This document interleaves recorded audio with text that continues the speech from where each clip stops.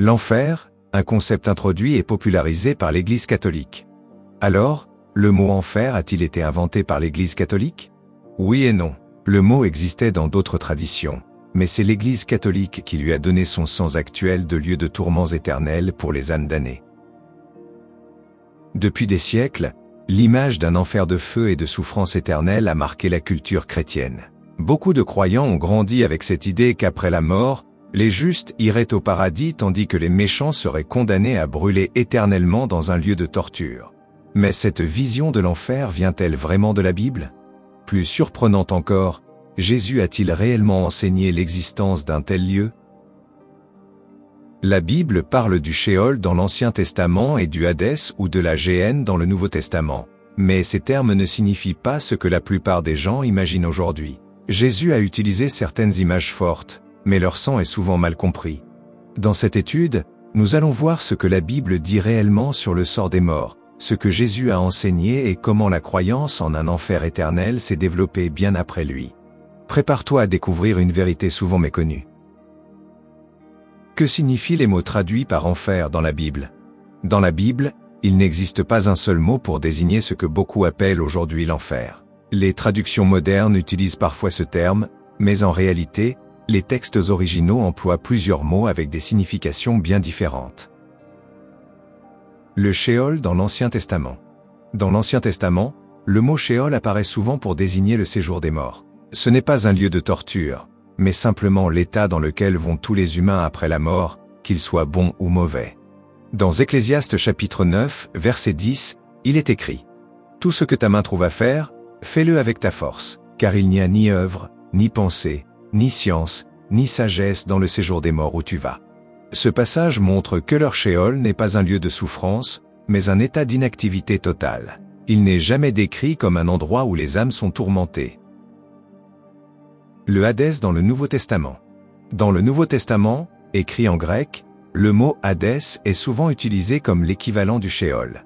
C'est aussi le séjour des morts, et non un lieu de châtiment éternel. Par exemple, dans Actes chapitre 2, verset 31, en parlant de Jésus, il est dit « Il a prévu cela et a parlé de la résurrection du Christ, en disant qu'il ne serait pas abandonné dans le séjour des morts et que sa chair ne verrait pas la corruption. » Jésus est allé dans le Hadès, le séjour des morts, mais il n'a pas souffert dans un enfer de feu. Cela prouve que Hadès ne signifie pas un lieu de tourment éternel. La Géhenne, un symbole de destruction, pas de torture éternelle. Jésus parle parfois de la Géhenne, mais ce mot a une origine bien différente. La Géhenne était une vallée située à l'extérieur de Jérusalem, appelée la vallée de Hinnom. C'était un lieu où l'on brûlait les ordures et les cadavres d'animaux. Lorsqu'il parle de la Géhenne, Jésus utilise une image forte pour parler de la destruction des impies, et non d'une souffrance sans fin. Par exemple, dans Matthieu chapitre 10, verset 28, il dit « Ne craignez pas ceux qui tuent le corps et qui ne peuvent tuer l'âme. Craignez plutôt celui qui peut faire périr l'âme et le corps dans la Géhenne. » Jésus ne dit pas que les méchants vont souffrir éternellement, mais qu'ils seront détruits, corps et âme. Avec ces éléments, on voit que ni le Sheol, ni le Hadès, ni même la Géhenne correspondent à l'idée populaire d'un enfer de feu où les âmes sont torturées pour l'éternité. Ce que Jésus a réellement enseigné sur le sort des méchants.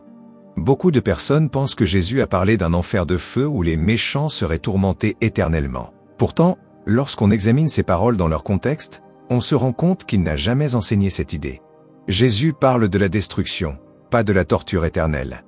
Dans plusieurs passages, Jésus avertit ceux qui font le mal, mais il parle surtout de leur destruction et non d'une souffrance éternelle. Dans Matthieu chapitre 7, versets 13 et 14, il dit « Entrez par la porte étroite, car large est la porte, spacieux est le chemin qui mène à la destruction, et nombreux sont ceux qui y entrent. Mais étroite est la porte et resserré le chemin qui mène à la vie, et peu nombreux sont ceux qui le trouvent. » Il ne parle pas de tourments sans fin, mais d'une opposition entre la destruction et la vie. Ceux qui ne suivent pas la voie de Dieu ne reçoivent pas la vie éternelle, ils disparaissent. La parabole du riche et de Lazare, une image et non une description de l'au-delà. Un passage souvent cité pour défendre l'idée d'un enfer est la parabole du riche et de Lazare dans Luc chapitre 16, versets 19 à 31. Dans cette histoire, un homme riche vit dans le luxe tandis qu'un mendiant nommé Lazare souffre à sa porte. À leur mort, Lazare est porté dans le sein d'Abraham tandis que le riche se retrouve dans le Hadès et souffre dans une flamme. Mais il est important de se rappeler que cette histoire est une parabole. Jésus utilisait des images connues de son époque pour enseigner des leçons spirituelles. Il ne faut pas prendre ce récit comme une description littérale de l'au-delà. Si on le prenait littéralement, cela voudrait dire que les justes vont dans le sein d'Abraham après leur mort, ce qui n'est enseigné nulle part ailleurs dans la Bible. Jésus utilise cette histoire pour montrer que les riches égoïstes seront rejetés par Dieu et que ceux qui souffrent dans cette vie seront réconfortés.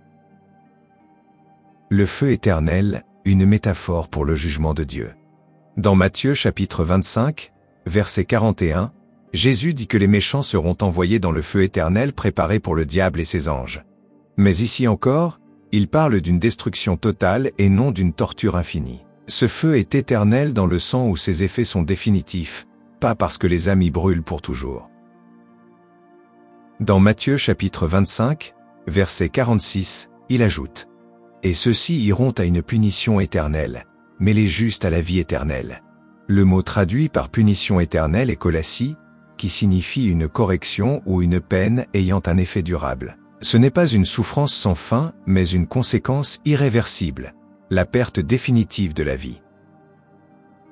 Que deviennent alors les méchants? Jésus enseigne que les méchants ne reçoivent pas la vie éternelle, mais qu'ils sont détruits. Dans Jean chapitre 3, verset 16, il dit « Car Dieu a tant aimé le monde qu'il a donné son Fils unique, afin que quiconque croit en lui ne périsse pas, mais ait la vie éternelle. » Ici, il y a deux options. La vie éternelle pour ceux qui suivent Dieu. La destruction, ou périr, pour les autres. Le but de Jésus n'était pas d'effrayer les gens avec une menace de souffrance éternelle, mais de les appeler à choisir la vie plutôt que la mort. Ainsi, on voit que Jésus n'a jamais parlé d'un enfer comme un lieu de torture éternelle, mais plutôt de la destruction des méchants. D'où vient la croyance en un enfer de tourments éternels? Jusqu'ici, nous avons vu que la Bible ne parle pas d'un enfer de souffrance éternelle et que Jésus a enseigné la destruction des méchants plutôt qu'un châtiment sans fin. Pourtant, beaucoup de chrétiens croient aujourd'hui en un enfer où les âmes des pécheurs sont tourmentées pour l'éternité. Si cette idée ne vient pas de la Bible, alors d'où vient-elle? L'influence des croyances païennes. À l'époque de Jésus et des premiers chrétiens, plusieurs civilisations avaient déjà des croyances sur un monde souterrain où les âmes subissaient des peines après la mort. Chez les Grecs, la mythologie parlait des enfers, avec différentes régions comme le Tartare, où les âmes des criminels étaient punies. Chez les Romains, on retrouve cette même idée d'un lieu de châtiment après la mort. Chez les Égyptiens, on croyait à un jugement après la mort, où les âmes étaient pesées pour décider de leur sort éternel. Ces idées étaient largement répandues et ont influencé la pensée de nombreux peuples, y compris certains groupes juifs et chrétiens après la période apostolique. Les premiers chrétiens ne croyaient pas à l'enfer éternel. Les premiers disciples de Jésus n'enseignaient pas un enfer de feu éternel. Dans les premiers siècles du christianisme, plusieurs courants existaient. Certains croyaient en la destruction complète des méchants, comme enseigné dans la Bible. D'autres pensaient que tout le monde serait finalement sauvé après un temps de purification. Ce n'est qu'au fil du temps que la doctrine de l'enfer éternel est devenue dominante. L'influence d'Augustin et du Moyen Âge. Au IVe siècle, Augustin d'Hippone, un des théologiens les plus influents du christianisme, a popularisé l'idée que les pécheurs subiraient une punition éternelle. Cette idée s'est renforcée au Moyen Âge, notamment avec la peur du jugement dernier prêché par l'Église pour inciter les gens à obéir aux autorités religieuses. Les représentations artistiques de l'enfer, comme celle de Dante dans la Divine Comédie, qui ont marqué l'imaginaire collectif. Avec le temps, l'idée d'un enfer de tourments sans fin est devenue une doctrine officielle dans de nombreuses églises. Que dit réellement la Bible? Contrairement à ses enseignements tardifs, la Bible enseigne que les méchants seront détruits et non torturés éternellement.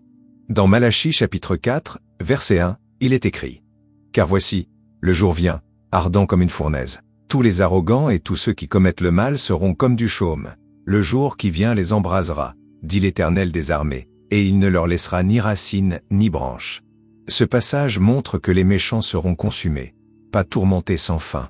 Dans Psaume 37, verset 10, il est dit « Encore un peu de temps, et le méchant ne sera plus. Tu regarderas le lieu où il était, et il aura disparu. » Ici encore, la fin des impies est décrite comme une disparition, et non une souffrance éternelle.